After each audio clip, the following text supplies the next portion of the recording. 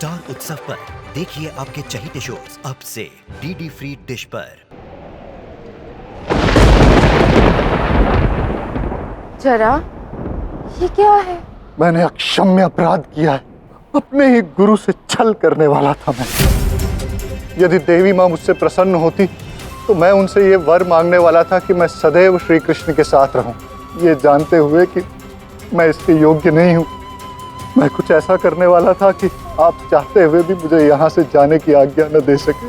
किंतु ऐसा तुमने क्यों किया जरा? जिससे कि मैं अर्जुन और कर्ण जैसा महायोद्धा बन सकूं, श्री कृष्ण के सानिध्य में अधिक से अधिक समय बिता सकूं। परंतु आज जो प्रेम मैंने देखा वो मेरे लिए अकल्पनीय है। श्री राधा के लिए श्री कृष्ण का प्रेम और श्री राधा के वचन के लिए आप अपने कमल नयन अर्पित करने के लिए तैयार हो गए थे। तुम्हारा शब्द व्यर्थ कैसे जा सकता है राधा? मैं अपने नेत्र माँ दुर्गा को अर्पित करता हूँ। ये दृश्य देखकर मैं धन्य हो गया प्रभु। और साथ ही मुझे यह अनुभव हुआ कि ऐसा घृणित कार्य मैं नहीं कर सकता।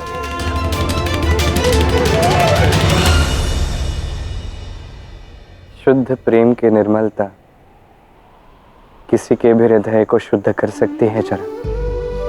हाँ जरा, तुम्हारी इच्छा अनुचित नहीं थी, किंतु तुम्हारा मार्ग अनुचित था। गुरु का साथ गुरु की कृपा के बिना नहीं मिलता, और गुरु की कृपा किसी भी प्रकार के दबाव से प्राप्त नहीं की जा सकती।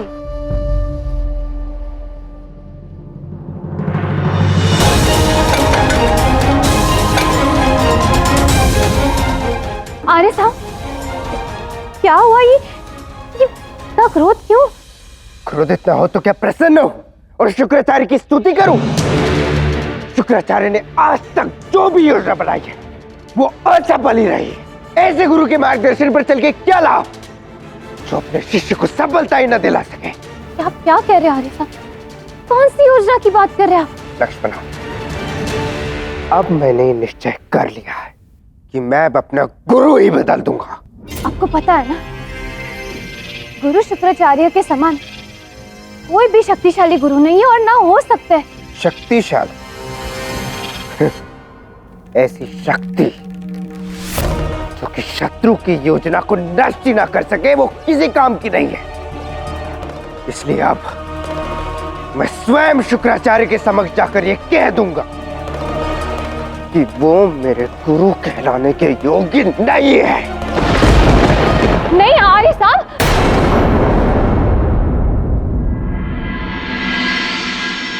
तो तुम अर्जुन और कर्ण की भांति एक योग्य धनुर्धर बनना चाहते हो, तो स्मरण रखना जरा, न उनका जीवन सरल रहा है न उनकी भांति बनना सरल होगा। तुम्हें अनेक कठिनाइयों का सामना करना होगा और उन पर विजय प्राप्त करनी होगी।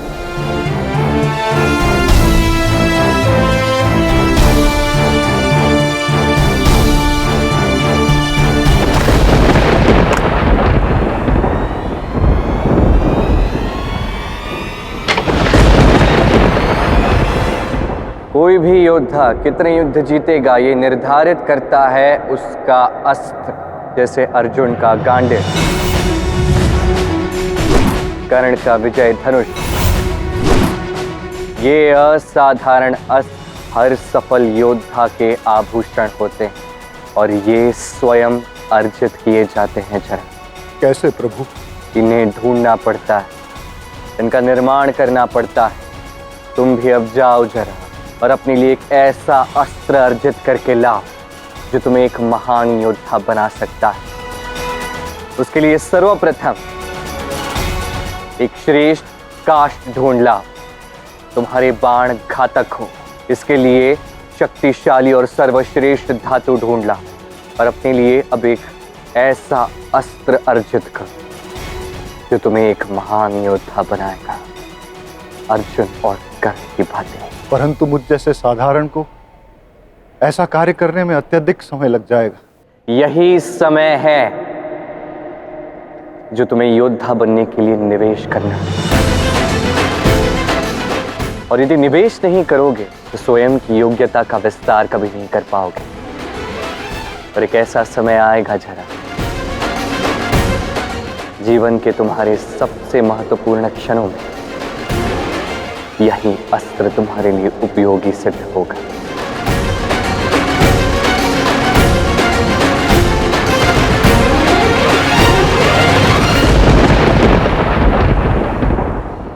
मैं समझ गया प्रभु। मैं आपको ये वचन देता हूं कि जब तक मुझे ये सारी सामग्री मिल नहीं जाती मैं शांत नहीं बैठूंगा। अपने आप को इतिहास में स्मरण रखवाने के लिए मुझे जितना भी परिश्रम करना पड़े मैं निरंतर करूंगा। और एक दिन मुझे अपना शिष्य बनाने के निर्णय पे आपको गर्व होगा। अब आज्ञा दीजिए। गुरु से शिष्य आज्ञा नहीं लेते, गुरु तो सदैव शिष्य के साथ ही होते हैं जरा।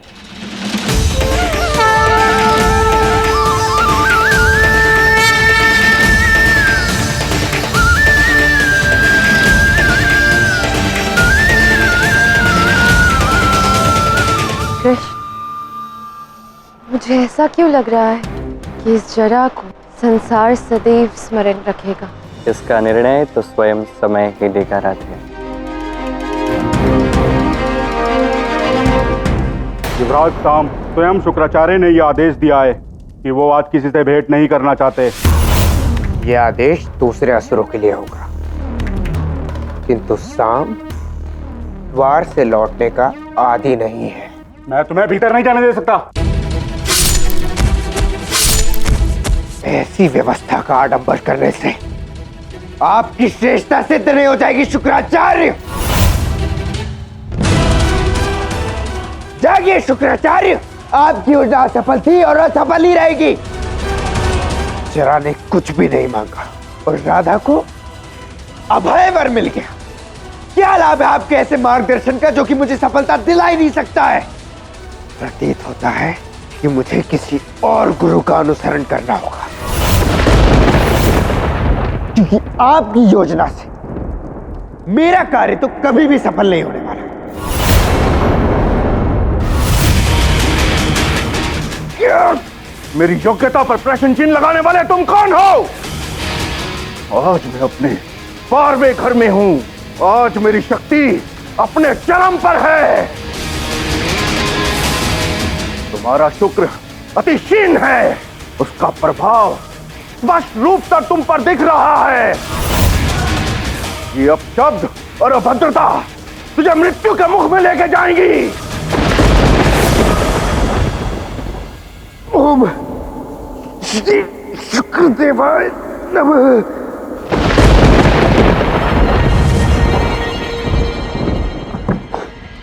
अपने प्राण तो तुमने बचा लिए, इतनी समझ तो है तुम में। गुरुदेव, आपका क्रोध तो आपकी शक्ति से भी भयानक है, मुझे क्षमा कर दीजिए। स्मरण रहे सांब, तुम में शिव का अंश है और मैं शिव का भक्त हूं, इसीलिए मैं तुम्हें नष्ट नहीं कर रहा हूं। यदि पुनः तुमने ऐसा करने का प्रयास किया तो तुम्हारा अंत निश्चित है। मैं जानता हूं कि कृष्ण ने जरा को उसके अस्त्र के निर्माण में लगा दिया है। जब तक वो जरा अपने अस्त्र कार्य का निर्माण करेगा, क्यों ना हम अपने दूसरे अस्त्र का निर्माण करें। और वो दूसरा अस्त्र है क्रोध। आपका क्रोध? मेरे क्रोध से भी अधिक क्रोधी व्यक्ति है कोई?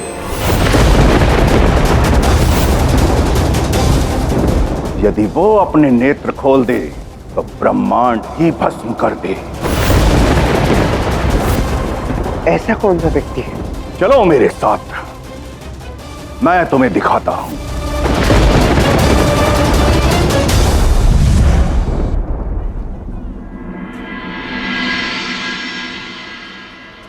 श्री कृष्ण, आप राधा को ढूंढ रहे हैं ना? वो वन की ओर गई है।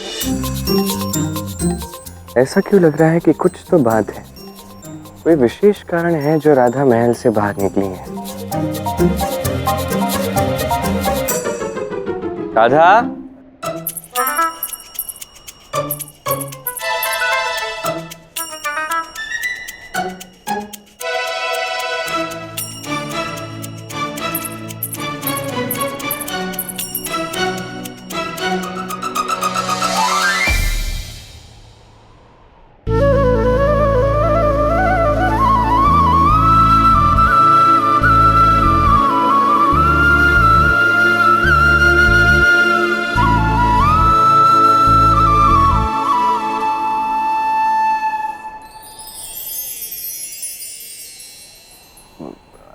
ये सब क्या है राधे?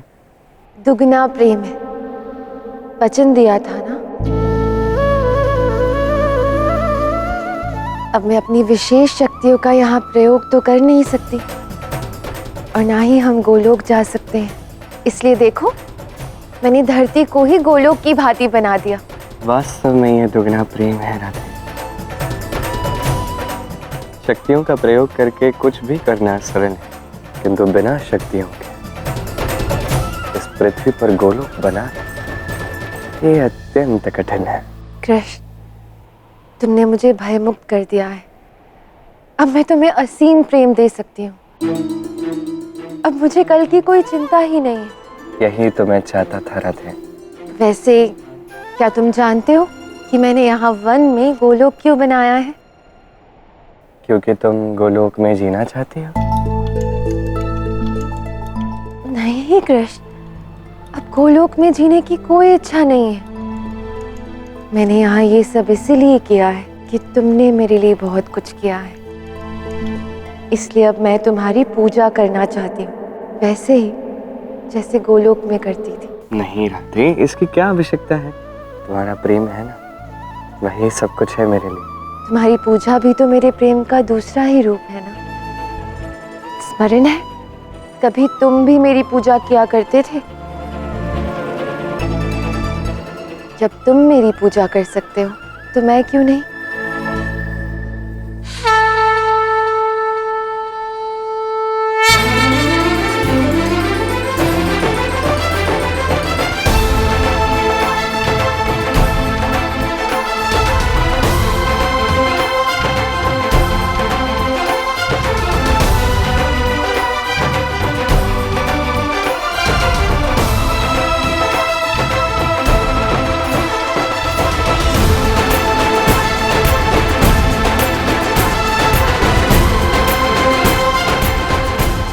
बिना भोग के पूजा थोड़ी ना पूर्ण होती है।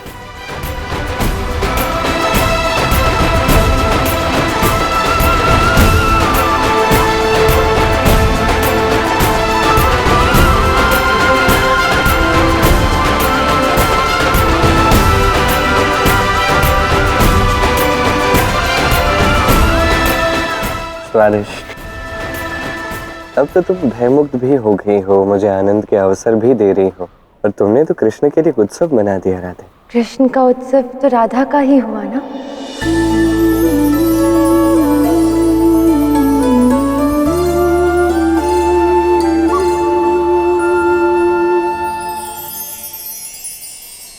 वैसे मुझे एक बात बता, मैंने सुना है कि जब भय चला जाता है तो उसके स्थान पर कोई और भावना आ जाती है। तुम्हारे हृदय में भय का स्थान किस भावना ने लिया है? एक लालसा ने। कैसी लालसा है, मुझे भी बताओ। पहले तुम माखन समाप्त करो, फिर बताऊंगी। अब तो शीघ्र ही माखन समाप्त करना होगा। तुम्हारी लालसा क्या है ये जानना अति आवश्यक है।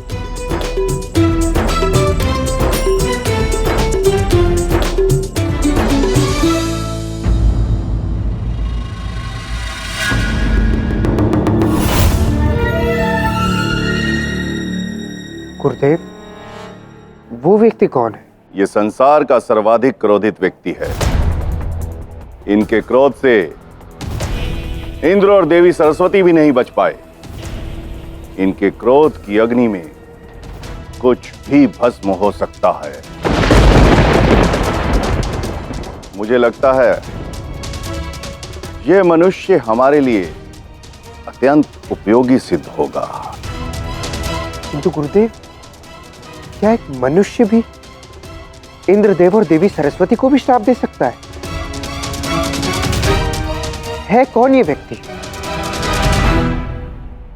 ये ऋषि दुर्वासा है।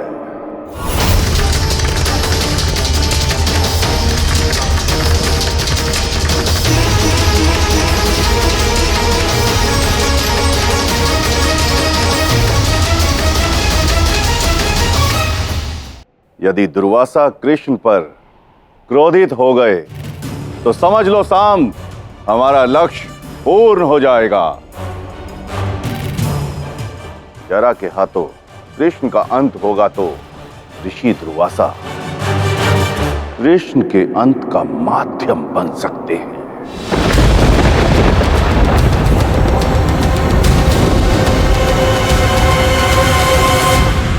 देखो, सारा का सारा माखन समाप्त हो गया।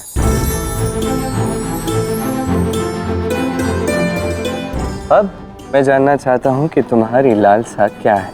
अब देखो, ये माखन तो समाप्त हो गया, एक दिन हम भी नहीं रहेंगे, ये मैं समझ चुकी हूँ कृष्ण। ये आत्मा की यात्रा देह से परे है, इसलिए मुझे कल की चिंता नहीं है कृष्ण। किंतु कल जब हम दोनों नहीं रहेंगे तो क्या हमारे साथ साथ हमारे प्रेम का भी अंत हो जाएगा? क्या सब हमारी प्रेम कथा को भी भुला देंगे? हम रहें या ना रहें, हमारा प्रेम सदैव पृथ्वी पर रहना चाहिए कृष्ण। अब ये माखन तो समाप्त हो गया, किंतु संसार में जब भी माखन स्मरण किया जाएगा, कृष्ण को भी सब स्मरण करेंगे। उसी की भांति ये बात भी स्मरण करेंगे कि कैसे राधा को कृष्ण के हाथ से माखन खाना प्रिय है। हाँ, ऐसे ही हमारा प्रेम भी सदा रहना चाहिए। किंतु एक नहीं, 5 होंगे। 5 क्या होने चाहिए कृष्ण?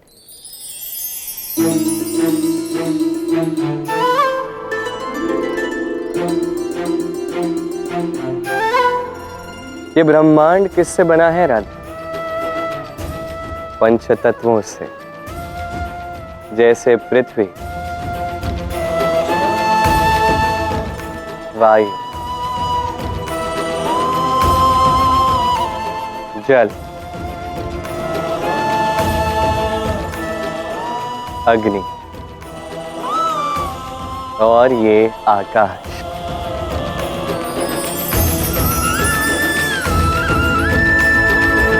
कृष्ण, तुमने इंद्रधनुष को बनाने में अपनी शक्तियों का प्रयोग किया ना?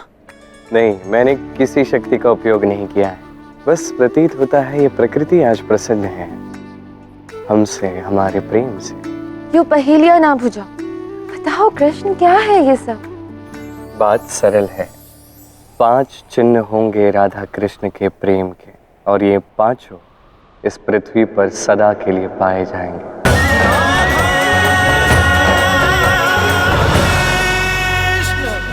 मैं वचन देता हूं कि ये 5 तत्व, ये धरती, ये आकाश, ये जल, ये वायु और ये अग्नि, ये सभी